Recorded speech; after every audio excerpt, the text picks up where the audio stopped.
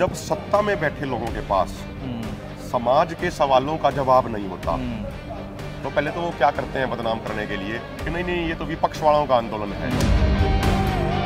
क्या political party आज के दिन क्या वो असली मुद्दों पे इलेक्शन लड़ रही है? सरकार की गलत नीतियों से तो लड़ना ही पड़ रहा है।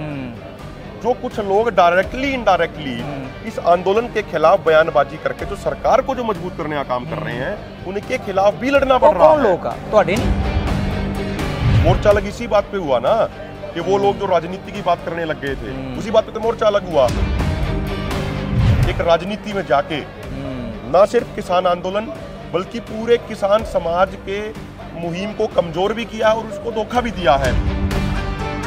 लेकिन उनमें से कुछ साथी जो वहां गए उनमें से कुछ साथियों ने सरकार के खिलाफ बोलने की बजाय वो हमारे खिलाफ बयानबाजी करने लग गए। ਉਹ ਤੁਹਾਨੂੰ ਕਹਿ ਰਹੇ ਆ ਕਿ ਬੈਠੇ ਵੀ ਰਹੇ किसान भी शहीद हो गए ਹੁਣ MSP ਲੈ ਕੇ वापस आने जे गए हैं ਤਾਂ वो हमारी चिंता करने की जरूरत नहीं है। हम तो लड़ाई लड़ रहे हैं। ਪਰ ਇਲਜ਼ਾਮ ਤਾਂ ਤੁਹਾਡੇ ਤੇ ਵੀ ਲੱਗਦੇ ਨਾ ਵੀ ਤੁਸੀਂ ਵੀ ਕਠਪੁਤਲੀ ਦੀ ਤਰ੍ਹਾਂ ਕੰਮ ਕਰਦੇ ਹੋ, ਪੋਲੀਟੀਕਲ ਪਾਰਟੀਆਂ ਤੁਹਾਨੂੰ ਵਰਤਦੀਆਂ ਨੇ।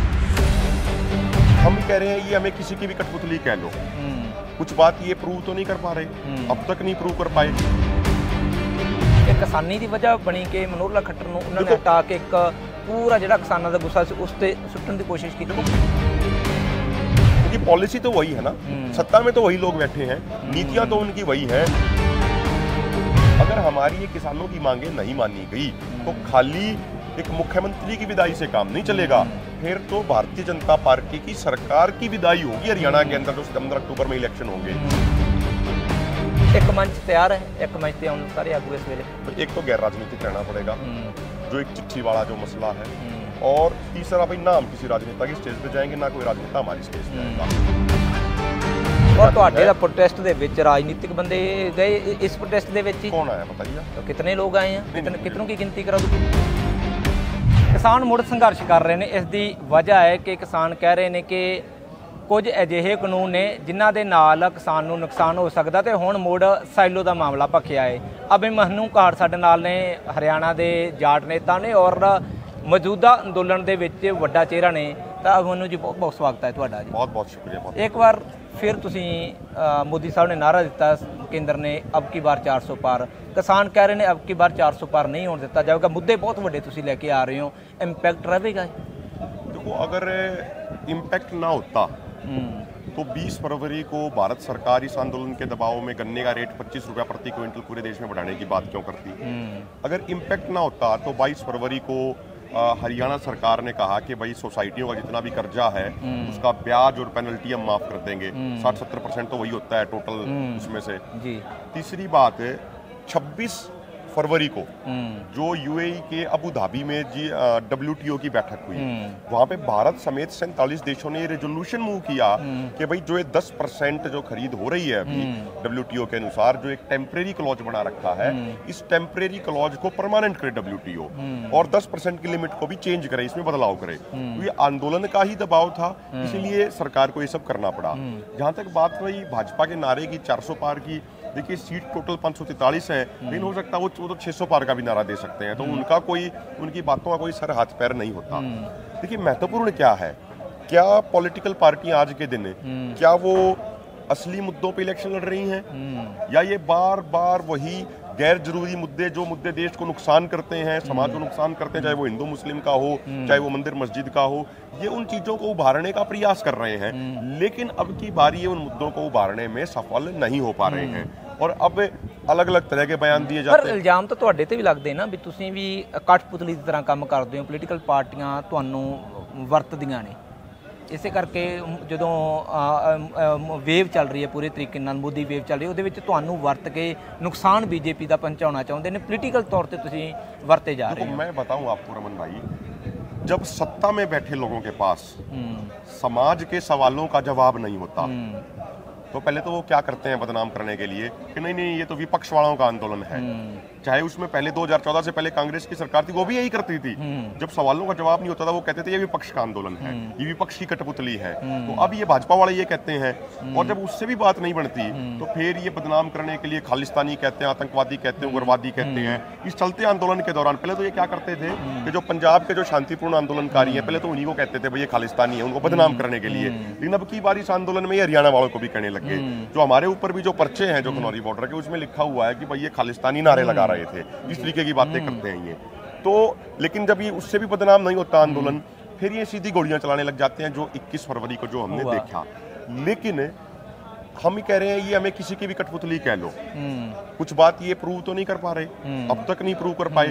हम कह रहे हैं पिछले आंदोलन में भी जांच हुई, अब की बार भी आप जांच कर लो, कर भी ली होंगी इन्होंने जांच। एनआईए की जांच कर लो, आप सीबीआई की जांच कर लो, आप आईबी की जांच कर लो, आप सीआईडी वालों की जांच कर लो। आपको पहले भी कुछ नहीं मिला, हमारे पास अब भी कुछ नहीं मिला। अगर हमारे पास कुछ होता तो अब तक तो ये जेल में डाल चुके होते। ਥੋੜਾ ਹਰਿਆਣੇ ਵੱਲ ਆ ਜਾਈਏ। ਹਰਿਆਣਾ ਦੀ ਪੋਲਿਟਿਕਸ ਇਸ ਵੇਲੇ ਬੜੀ ਗਰਮ ਹੈਗੀ ਆ, ਔਰ ਉਹਦੇ ਵਿੱਚ ਮਨੋਹਰ ਲਾਲ ਖੱਟਰ ਦਾ ਅਸਤੀਫਾ ਇਹ ਕਿਸਾਨੀ ਦੀ ਵਜ੍ਹਾ ਬਣੀ ਕਿ ਮਨੋਹਰ ਲਾਲ ਖੱਟਰ ਨੂੰ ਉਹਨਾਂ ਨੇ ਹਟਾ ਕੇ ਇੱਕ पूरा ਜਿਹੜਾ किसानों का गुस्सा उस पे सुटने की कोशिश की है। पिछले 10 सालों में जो भी आंदोलन हुए हैं उसमें मनोहर लाल खट्टर के नेतृत्व वाली जो सरकार थी, उन्होंने लोगों के ऊपर बहुत ज्यादा ज्यादती करी। चाहे वो किसान आंदोलन 2021 वाला हो, चाहे इस बार वाला किसान आंदोलन हो, या फिर वो सरपंचों का आंदोलन हो, या फिर वो नौजवानों का रोजगारों का आंदोलन हो, या फिर 2016 वाला जाट आंदोलन हो, उसमें जो भूमिका रही सरकार की वो बड़ी लोगों के खिलाफ थी, लोगों के विपरीत थी। तो और जो ये खासकर शुभकरण सिंह जी की जो शहादत हुई, उसके बाद जो ये मुद्दा दूसरे देशों की पार्लियामेंट में भी जो उठाया गया, वहां से भारतीय जनता पार्टी बहुत ज्यादा बैकफुट पे आ गई। तो ऐसे हालात में इन्होंने ये सोचा कि भाई मनोहर लाल खट्टर को बदल देते हैं, चेहरा बदल जाएगा, लोग भूल जाएंगे। लेकिन अगर इनको ऐसा लगता है तो ये इनकी गलतफहमी है। भुलाने की कोशिश है कि किसानों का गुस्सा शांत हो जाएगा, शायद बीजेपी लिए एक सॉफ्ट कॉर्नर। लोग भूलेंगे नहीं, ये चाहे नायब सैनी को भी बदल लें, चाहे उनकी जगह कोई और ले आए, चाहे तीसरा ले आए, चौथा ले आए, क्योंकि पॉलिसी तो वही है ना, सत्ता में तो वही लोग बैठे हैं, नीतियां तो उनकी वही है। देखिए अगर ये हमारी मांगे नहीं मानी गई, अब की बार लोकसभा चुनाव के बाद हरियाणा का विधानसभा इलेक्शन भी है, अगर हमारी ये किसानों की मांगे नहीं मानी गई तो खाली एक मुख्यमंत्री की विदाई से काम नहीं चलेगा। फिर तो भारतीय जनता पार्टी की सरकार की विदाई होगी हरियाणा के अंदर, जो सितंबर अक्टूबर में इलेक्शन होंगे। अब इनको तय करना है कि ये किसानों की मांगे मानेंगे या नहीं मानेंगे। जिस तरीके ਨਾਲ ਤੁਹਾਡੇ ਤੇ ਸਿੱਧੇ ਤੌਰ ਤੇ ਇਲਜ਼ਾਮ ਨਹੀਂ ਲੱਗਦਾ, ਉਹਨਾਂ ਕਿਹਾ ਕਿ ਦੇਖੋ ਸਭ ਤੋਂ ਵੱਡਾ ਜੋਗਿੰਦਰ ਯਾਦਵ ਇਹਨਾਂ ਦਾ ਚਿਹਰਾ ਸੀ ਪਿਛਲੇ ਅੰਦੋਲਨ ਦਾ।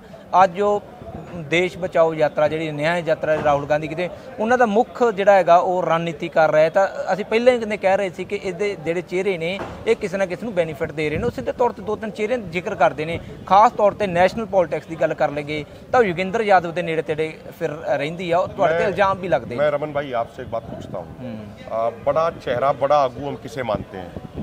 जिसके पास संगठन बड़ा है, जिसका ज्यादा एरिया में काम है, जिसका कैडर बड़ा है, उसको बड़ा मानते हैं, या फिर जिसका कैडर छोटा है, जिसका संगठन छोटा है, उसको हम बड़ा मानते हैं? उदाहरण के तौर पर मैं किसी दूसरे पे नहीं जाता, भाई हम 10-11 साल से हैं सामाजिक जीवन में, आंदोलनों में। दल्लेवाल साहब है, पंदेर साहब है, इनको 35-35, 40-40 साल हो गए, तो निश्चित तौर पे इनका संगठन बड़ा है, तो ये हमसे बड़े लीडर हैं। तो जिनका नाम लेके आप कह रहे थे, देखिए ये मोर्चा अलग क्यों हुआ?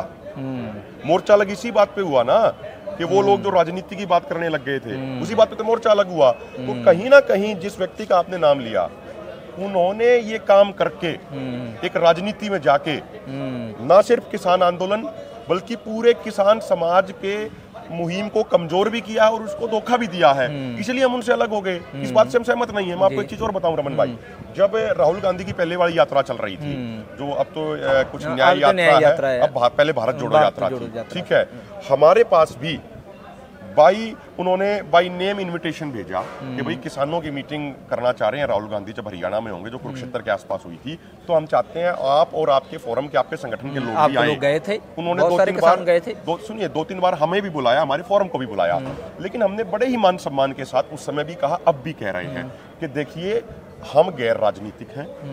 ये भाजपा वाले पहले ही आरोप लगाते हैं हमारे ऊपर कि भाई आप विपक्षियों से मिले हुए हो।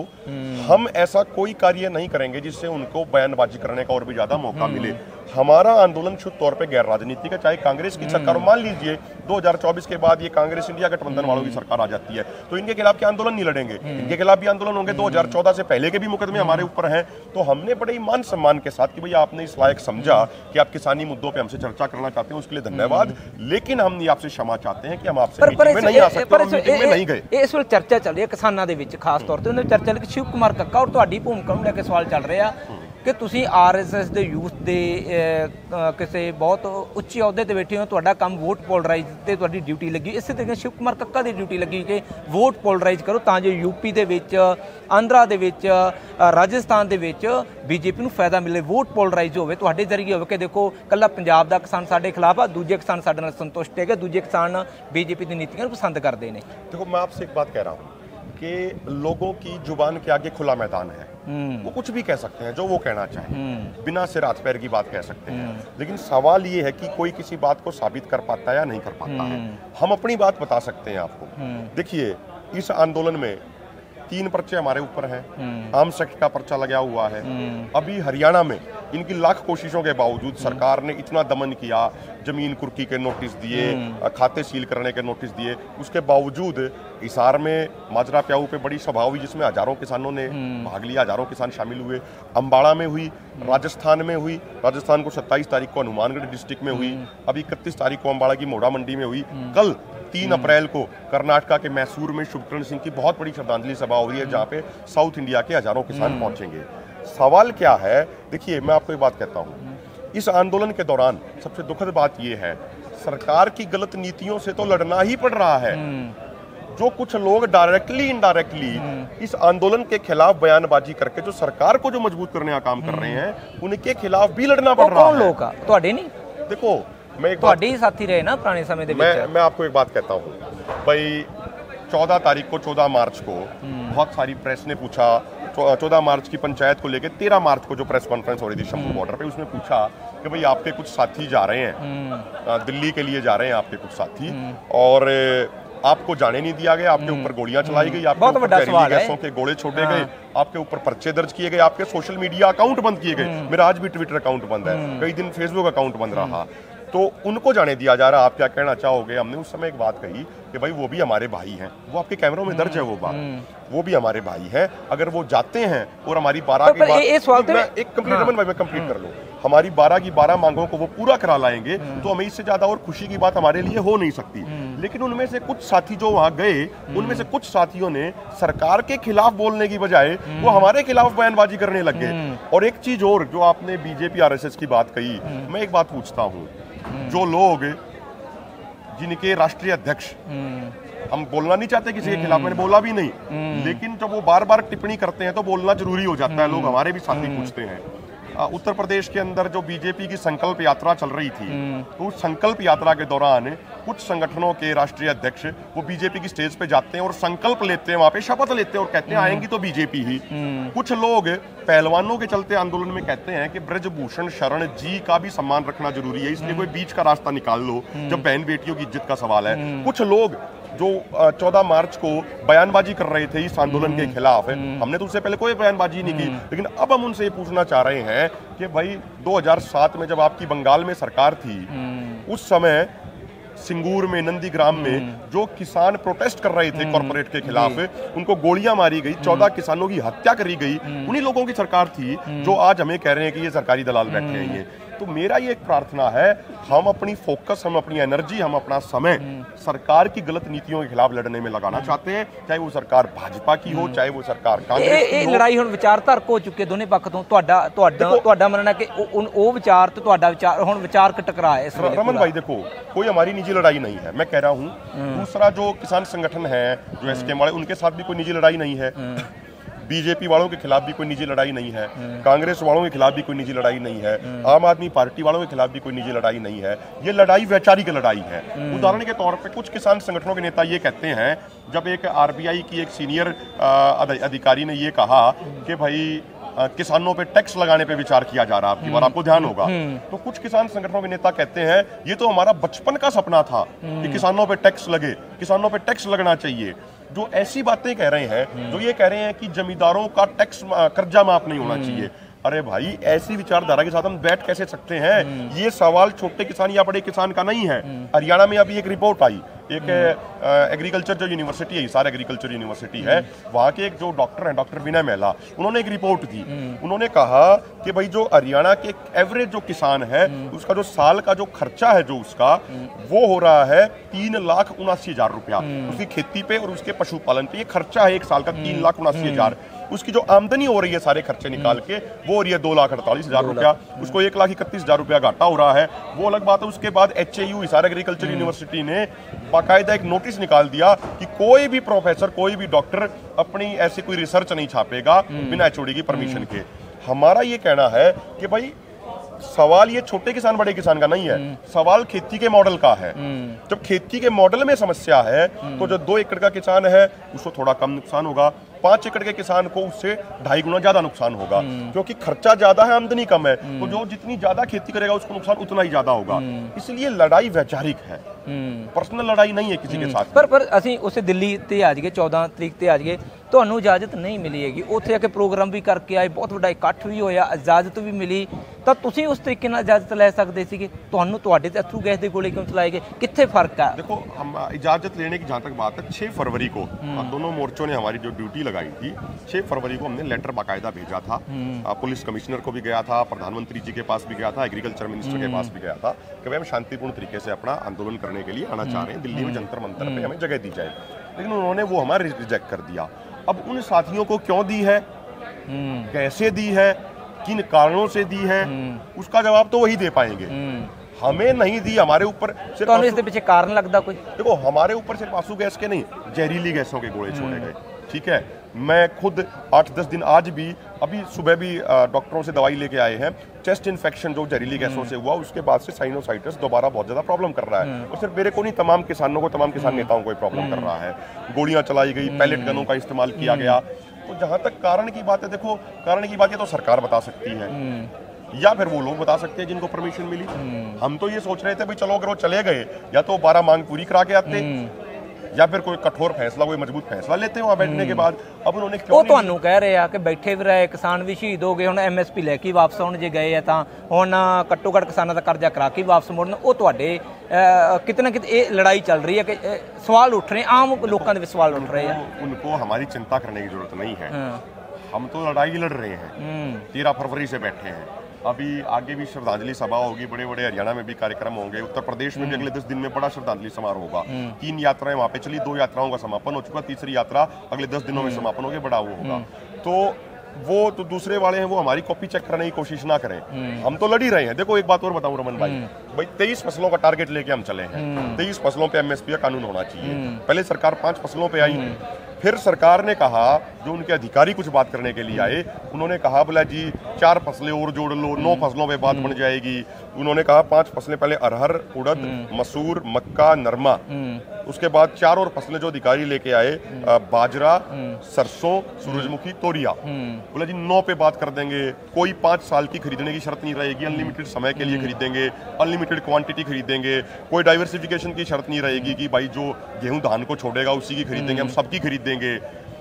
हमने कहा भाई ये 9, 5 या 11 फसलों की बात नहीं है, ये 23 फसलों पे जिनका आप MSP घोषित करते हो, उन पे MSP का कानून देने की बात है। तो अभी तक हम 0 से 9 पे तो आ गए, परमात्मा के आशीर्वाद से, वाहिगुरु के आशीर्वाद से, सारे भाईचारे के साथ से 9 पे 15 पे भी आएंगे, 15 के बाद 23 पे भी आएंगे। तो वो उसकी चिंता 9 ਨੂੰ ਇਕੱਠੇ ਹੋ ਰਹੇ ਹੋ ਸਾਰੇ ਜਣੇ है जी। 9 ਨੂੰ SKM ਨੇ ਕਿਹਾ ਕਿ ਚੰਡੀਗੜ੍ਹ ਦੇ ਵਿੱਚ ਵੱਡਾ ਪ੍ਰੋਟੈਸਟ मुझे उसकी जानकारी नहीं है, मुझे कोई इस तरह के अब कार्यक्रम ਮੈਨੂੰ ਕੋ ਹਟਾਏਗਾ ਜੇ मुझे जानकारी नहीं है, मैं ईमानदारी से बता रहा हूँ आपको। मैं पता होगा आपको, आपने पिछले ਜਾਣ ਕੇ आंदोलन ਇੱਥੇ ਰੱਖ में ਦਿਓਗੇ देखा। SKM ਕਿੱਥੇ ਪ੍ਰੈਸ ਕਾਨਫਰੰਸ ਕਰ ਰਿਹਾ मैं ਤੁਹਾਡੇ ਹਰਿਆਣਾ ਦੇ ਵਿੱਚ ਉਹ ਕਰਕੇ ਆਏ ਨੇ ਬਹੁਤ ਵੱਡੀ ਮੀਟਿੰਗ SKM ਦੀ ਹੋਈ ਆ ਔਰ ਹਰਿਆਣਾ ਦੇ ਆਗੂ ਨਾ ਪਤਾ ਹੋਵੇ ਕਿਵੇਂ ਹੋ ਸਕਦਾ ਕੁਆੜ तो ਸਾਹਿਬ मीटिंग करके आए होंगे, मुझे ये पता है रोहतक में उनकी कुछ मीटिंग हुई है। लेकिन हम तो देखो जो हमारे हरियाणा में कार्यक्रम थे, वो 22 तारीख को हिसार में था बड़ी श्रद्धांजलि सभा, विजुअल साहब ने देखे होंगे। 31 तारीख को अम्बाड़ा में था, 27 को राजस्थान में था। भाई हम तो जब उन कार्यक्रमों की भी तैयारी कर रहे थे, तो हमारे साथियों के आगे पीछे पुलिस की गाड़ियां बार बार परेशान करना, रेड मारना गाँव में, वो चल रहा था। ठीक है, तो हम तो पूरे उस कार्यक्रम में ही उलझे हुए थे। तो उनका ये तो पता है, दूसरे वाले SKM के भाइयों ने, हमारे भाई हैं वो, हमारा कोई निजी मसला नहीं है, उन्होंने हरियाणा में मीटिंग करी। लेकिन आगे कोई कार्यक्रम है उनका, ऐसा मुझे ईमानदारी से मैं बोल रहा हूँ, मुझे जानकारी नहीं है। और मैं तो ये कहूंगा अगर वो कार्यक्रम कोई कर रहे हैं किसी मुद्दे पे, अच्छी बात है, मजबूती से करें, जिस मांग को लेके चल रहे हैं वो उन कार्यक्रमों को लेकर। आखिरी सवाल लवांगे एक बार साहब, एक मंच तैयार है, एक मंच ते आउण सारे आगू इस वेले? देखो, जब जो वैचारिक इशू है, जो दो बड़ी मांगे हैं, दो बड़ी जो शर्तें हैं, जो रूल्स हैं, मैं उनको कहूंगा, एक तो गैर राजनीतिक रहना पड़ेगा, जो एक चिट्ठी वाला जो मसला है, और तीसरा भाई ना हम किसी राजनेता की स्टेज पे जाएंगे, ना कोई राजनेता हमारी स्टेज पे आएगा। अगर इन विषयों पे अगर एक सहमति बन और जाती ਤੁਹਾਡੇ है। ਦਾ ਪ੍ਰੋਟੈਸਟ ਦੇ ਵਿੱਚ ਰਾਜਨੀਤਿਕ ਬੰਦੇ गए इस प्रोटेस्ट ਦੇ ਵਿੱਚ ही? कौन आया बताइए? कितने लोग आए हैं? कितनों की गिनती करा दूं? पंजाब के बहुत सारे राजनीतिक लोग गए हैं। मुझे बताइए कि किस मंच से कोई राजनीतिक पार्टी का पदाधिकारी मंच से बोला? देखो, कोई एक बात मुझे बताइए, अब हमारी यात्रा चल रही थी हरियाणा में, तो हमें विपक्षी पार्टियों के लोगों के, हमारे कार्यकर्ताओं को, हमारे पदाधिकारियों को फोन आए कि भाई जो आपकी ये यात्रा चल रही है गांव में, हम भी एक बार श्रद्धांजलि देना चाहते हैं, बीच में आके पुष्प अर्पित करना चाहते हैं। तो हमने कहा ठीक है, वो तो आप कर सकते हो, उसमें कोई थोड़ी रोक सकता है। इसी तरीके से जब हमारा इस आंदोलन की तैयारी को लेकर हमारा 3 फरवरी के हरियाणा के नारनौंद में रैली थी, 20-25 हज़ार किसान थे, वहां पे कोई विपक्षी पार्टियों के नेता आ गए, वो नीचे आके बैठ गए, तो हम उनको कैसे रोक सकते हैं? लेकिन मंच नहीं देने दिया उनको, माइक नहीं दिया उनको, तो नीचे आके तो कोई भी बैठ सकता है, उसको थोड़ी एतराज वोट दी करेंगे। चोट इस बार देखो, हमारा ये बड़ा सिंपल कहना है, जो राजनीतिक पार्टी सत्ता में होगी, अब वो बीजेपी है, मान लो कल को कोई और भी हो, अगर वो किसानों पे जुल्म करेगी, किसानों के ऊपर गोलियां चलाएगी, तो निश्चित तौर पे जो पार्टी हमारे ऊपर जुल्म करेगी, उसी तरीके से ब्याज के समेत उनका शांतिपूर्ण तरीके से जवाब देंगे, वो दिया जाएगा, उसमें कोई दो राय नहीं। जी, ਤਾਂ ਸਾਡੇ ਨਾਲ ਸਨ ਅਭਿਮਨੂ ਕਾਹੜ, ਜਿਨ੍ਹਾਂ ਨੇ ਸਿੱਧੇ ਤੌਰ ਤੇ ਕਿਹਾ ਕਿ ਵੋਟ ਦੀ ਚੋਟ ਇਸ ਵਾਰ ਉਹਨਾਂ ਲੋਕਾਂ ਦੇ ਖਿਲਾਫ ਵੀ ਜਾਰੀ ਰਹੇਗਾ ਜਿਹੜੇ ਲੋਕਾਂ ਨੇ ਕਿਸਾਨਾਂ ਤੇ ਅਤਿਆਚਾਰ ਕੀਤਾ, ਔਰ ਨਾਲ ਦੀ ਨਾਲ ਇਸ ਅੰਦੋਲਨ ਦੀ ਜਿੱਤ ਹੋਵੇ, ਇਸ ਨੂੰ ਲੈ ਕੇ ਅਗਲੀ ਰਣਨੀਤੀ ਘੜੀ ਜਾਊਗੀ। ਇਸ ਸਕੀਮ ਤੇ ਵੀ ਕਟਾਸ਼ ਕੀਤਾ ਕਿ ਜਿਹੜੇ ਲੋਕ 14 ਮਾਰਚ ਨੂੰ ਜਾਂਦੇ ਨੇ, ਦਿੱਲੀ ਦੇ ਵਿੱਚ ਜਾਂਦੇ ਨੇ, ਵੱਡੀ ਰੈਲੀ ਕਰਦੇ ਨੇ, ਤਾਂ ਸਾਨੂੰ ਨਹੀਂ ਜਾਣ ਦਿੱਤਾ ਗਿਆ, ਤਾਂ ਉਹਨਾਂ ਤੇ ਵੱਡਾ ਸਵਾਲੀਆ ਨਿਸ਼ਾਨ ਖੜਾ ਕੀਤਾ ਹੈ। ਧੰਨਵਾਦ।